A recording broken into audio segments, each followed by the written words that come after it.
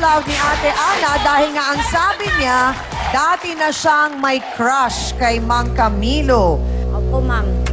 Kasi mas maganda naman kasi ako sa kanya, ma'am. Kasi pa ako. Ikaw, baboy ka. Ang tanong, Ate Aida, alam po ninyo na siya ang girlfriend, siya ang kasintahan. Ano pong nangyari noon? Sino pong nagpakita ng motibo? Kayo po o si Mang Camilo? Mang Camilo po. Siya. Niligawan kayo? Opo, niligawan niya hindi po. ho ba parang nag-isip Eh, kayo na nag-isip bakit po akong ako. nililigawan mo, meron kang Ana? Crush ko rin po siya eh. Gusto ko rin po siya. Ano po bang nagustuhan ninyo kay Mang Gwapo Camilo? siya, ma'am. Gwapo. Maganda rin po ako, ma'am, nung araw. So parang ang nangyari, Ate Aida, binaliwala mo yung friendship nyo. Opo, ma'am. Bakit? Wala po. Gusto ko yung kasalanan niya po, ma'am, kasi iniwan niya eh. Kapalin mukha mo. Paano iniwan? Hindi po iniwan. Ang sabi, Ate Aida, hindi po niya iniwan. Ang sabi po, umuwi lang siya sa Bicol dahil inasikaso ang mga magulang at nagbakasyon. Pagbalik po, nagulat siya, ikakasal na kayo. Paano po kayo kinasal? 12 lang kayo. Kasal po kami sa Islam po, ma'am. Oh, okay. Tapos ngayon nga po, ang nangyayari ay pati na ang mga anak po ninyo ay apektado. Ang anak po ninyong babae daw po, ang siyang kasintahan naman ng anak na lalaki ni Aling Ana at hindi siya boto. Hindi niya pwedeng pakialaman yung ma'am kasi babae yung akin po, ma'am. Ginagawa mo na Kasi- nga sa kami anak ko. Kahit na, Kapal huwag na mong mukha mo. pakialamin yung mga anak ko. Yung anak mo, yun ang nagkagusto sa anak ko. Kung alam ko po, ma'am, na anak niya yung naging ng anak ko po, hindi ko po yun tatanggapin. Paano hindi mo alam Pero na hindi ko araw-araw po na alam. nandun yung mga bata sa inyo? Hindi ko alam. Ilan po ba Biglaan naging na anak kasi, ninyo ni Mang Camilo? Po, Ilan po naging anak ninyo ni Mang Camilo? siyam po, ma'am. Siyam! Pang-ilan po yung anak ninyong babae na karelasyon ng anak niya? Lima po, ma'am. Ano pong pangalan nun? Helen po. Si Lenlen. Okay. So, nakikita niyo naman po, masaya naman si Lenlen sa piling ng anak ni Ate Ana. Medyo magkasundo naman sila, ma'am. Kaso, kaya nga sabi ko, magsama na lang sila kasi babae yung akin. Paano naman yung akin babae, ma'am? Di kawawa naman po, ma'am, kung iiwanan ng lalaki. Gaano na po ba sila katagal? Mga na po, 6 na buwan, ma'am. O 6 na buwan pa lang, agad-agad, kailangan magsama na? Kahit awatin ko, ma'am, kung ayaw din ng anak ko kasi nagmamahalan daw sila, ma'am. O pero pwede naman po magmahalan, nasa bahay niyo pa, nasa bahay pa nila, hindi pa po magsama. Tinira niya po sa bahay nila. Naalis mo sa amin yung anak ko kasi konsentidor siya sa anak niya. Kasi yung anak mo, hindi mo pinangaralan. So, sa ngayon po, saan nakatira si Lenlen? Doon po sa NIA, sila nangungupahan po ngayon, ma'am. Kasama nung Eric. Opo. Ang Eric daw po'y walang trabaho, paano po sila nabubuhay? Ay, hindi ko po na alam kung anong diskarte nila, ma'am, sa buhay. Kasi hindi ko na yun sila... Ang tanong, Ate Aida, bakit naman po kailangang agad-agad magsama na? Pwede naman pong mag-boyfriend, girlfriend, umuwi sa kanilang bahay. Bakit kayo pa ho ang nagsabi na magsama sila sa isang bahay? Wala na, ma'am, kasi nakuha niya na yung anak ko. May nangyari na sa kanila, ma'am. Ay, hindi po ganun yun. Hindi ho paano ganun po- yun. Huwag natin ipilit. Hindi pa sila handa ngayon pareho, tapos magkaanak, lalong problema po yun. Kasi, ma'am, ganito, ma'am. May trabaho daw construction po yung lalaki, ma'am. Oo. I mean, sa extra sa Padjak Boys.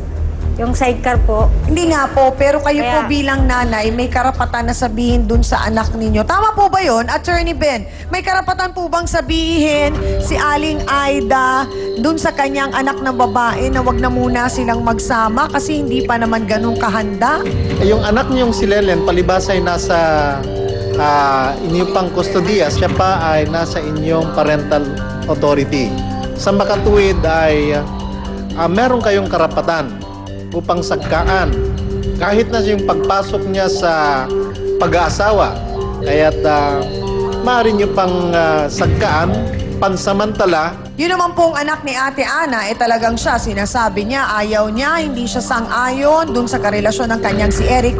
Pero po si Eric ay hindi na minor de edad. Siya po ay ilang taon na?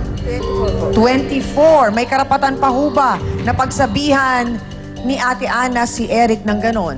Iyon naman ang kabaligtaran sa kalagayan ni Ana sa kanyang anak, sapagkat yung kanyang anak, palibasa nga ay nasa hustong gulang na 24 years old na ito, Ang sabi po ng family code ay sapat na nagabayan lamang. So, ibig sabihin po, Attorney Ben, hindi na pwedeng bawiin ni Ate Ana yung kanyang anak na si Eric mula dito kay Lenlen? Hindi na po maaari yun tsangami sapagkat nandun pa rin tayo sa argumentong nasa hustong gulang na nga at kapag ka ang isang lalaki o isang babae kasi ay nasa hustong gulang na, nawawala na yung parental authority ng mga magulang sa mga anak na ito na nasa hustong gulang na. Salamat po, Attorney Ben, sa paliwanag na yon. Mga kasausawan, o narinig natin, parehong nanay ito na may problema sa anak. Yung isa gusto nang magsama, yung isa naman binabawi. Siya, ang nakakaloka pa nito, meron silang tampuhan, ika nga, na 30 taon mahigit na ang nakalipas, hindi pa rin naaayos. Aba, sa kanilang kwento, na kanino ba ang inyong simpatsya? Doon sa nanay sa puti na gustong bawiin ang anak na lalaki? O doon naman sa nanay na pula na sinasabing, ay, kunin mo na yung anak ko dahil napasayo na rin naman. Aba, boto hands, go!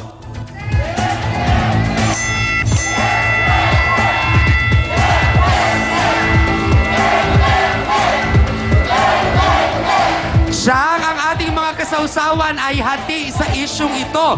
Pero ako, meron akong isang naisip na parang nakalimutan ng pareho nating nanay. Parang pareho nilang nakakalimutang paalalahanan ang kanilang mga anak na ang pagkikipagsama sa karelasyon o ang pagpapamilya, aba, ay talagang dapat pinaghahandaan. Hindi ba?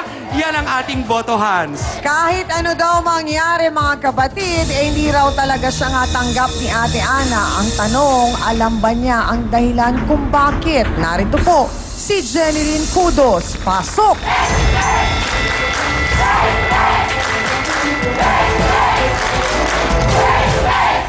Jeneline, diretsahang tanong, alam mo ba kung bakit hindi boto sa'yo ang nanay ni Eric? Hindi po.